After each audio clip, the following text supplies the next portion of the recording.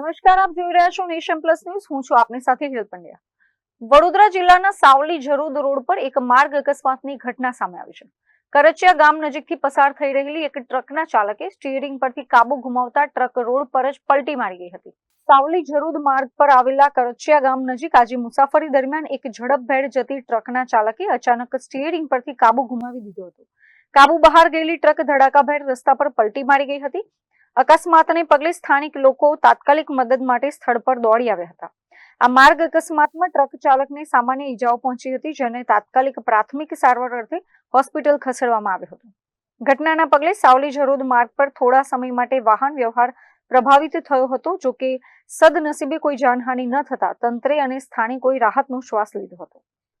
Cameraman Navneet Parmar સાથે Chirag Patel, nation plus news, Vadodara. સમાચારોના સતત અપડેટ મેળવવા માટે અમારી નેશન પ્લસ ન્યૂઝની યુટ્યુબ ચેનલને સબસ્ક્રાઇબ કરો, બેલ આઇકન દબાવો અને જોડાયેલા રહો ફેસબુક, ઇન્સ્ટાગ્રામ અને ટ્વિટર પર.